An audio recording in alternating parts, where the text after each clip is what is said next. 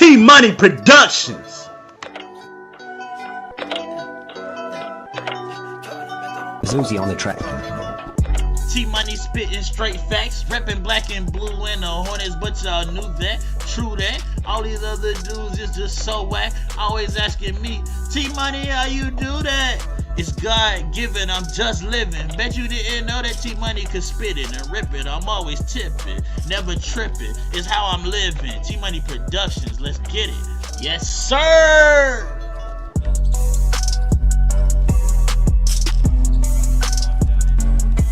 What is up, everybody? This is your boy, Mr. T-Money 1993. Back with another video, man. And today we are talking about my Charlotte Hornets offseason, man. Big time moves.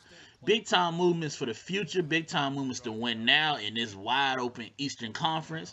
You know, as everybody is getting up out of the East, whether it's Jimmy Butler, whether it's Paul George, whether it's Paul Millsap, it's a lot of guys getting out the East right now, opening that thing up behind the Cavs. And I think my Charlotte Hornets are getting ready to, to come up, make the playoffs, get back in that picture, try to attempt to win the East.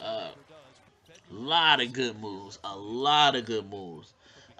They got the Miles Plumlee contract off the books by trading him and Marco Bellinelli to bring in Dwight Howard. You know what I'm saying? Dwight Howard is one of my favorite big men in the league today. One of the old school big men, who's a constant double-double. You can say what you want about him. He's had chemistry issues, yes, in some of the places he's been. Whether it's trying to play with James Harden or with Stan Van Gundy when he was in Orlando. But him and Steve Clifford have a long history, good history of being able to work together and getting the best out of Dwight Howard from the Orlando days. And either way, man, Miles Plumlee was a bum who we were paying a lot of money to. I never understood that trade. The trade Roy Hibbert and Spencer Hawes to get Miles Plumlee. I never understood that deal.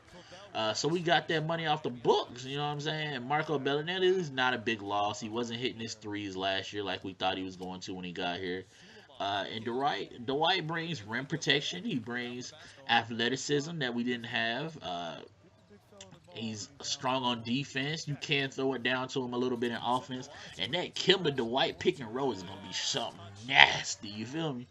A true big man that you could throw the ball into, let him go to work. Also in the draft, we got my boy Malik Monk out of Kentucky, a scorer. Believe that, a true scorer in all the sense of the word, man. We played Kentucky. My Tar Heels played Kentucky, man. He dropped 47 on us the first game. Just going bananas, man. Brings some much needed shooting. He brings some much needed athleticism, because that was one of my main things about this team last year. Really the only athletic player, in my opinion, true athlete is Michael Kidd-Gilchrist that we had last year. So now we got Malik Monk, who's a scorer, dynamic scorer. I think he's going to be definitely a 20-point scorer in the NBA sooner rather than later, man. He can get a bucket in any kind of way, whether it's the mid-range, whether it's going to the rack dunking on people, whether it's shooting the three. He's not automatic from the three, but he's a pretty good three-point shooter.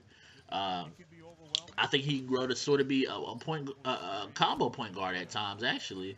But definitely, man, we needed the scoring. I think this will allow MKG to come off the bench. Also, we could go small, whether you want to go Kemba, Malik Monk, Batum, and slide Michael Kidd-Gilchrist at the 4. Then Dwight or Marvin Williams at the 5. You can do it either way, however you want to do it. But it allows MKG, who's not that great of a scorer, to go to the bench and just provide his energy and defense and all the things that he does. Making athleticism points, pretty much is what I call it. It allows him to go to that role, and I think that will work for him. And again, it's more spacing, man. When Kemba drives and he's doing his thing, now he's got somebody who can kick it out to, who's going to knock down them shots, man. Also in free agency, we signed my boy Michael Carter-Williams, the former Rookie of the Year in Philly. He was just with the Bulls last year. He's a big point guard, 6'6", a combo guard. He can defend 3 spots on the floor. And I'm interested in getting back to where we could have that double point guard look. He's replacing Ramon Sessions, who had a bad year in my opinion, and is a smaller guard. And I feel like I missed that 2-guard look that we had when we had Jeremy Lin, who made the playoffs. So Michael Carter Williams, like I said, defense, athleticism. I heard him in an interview the other day say he's trying to get back to shooting threes like he was in his younger years.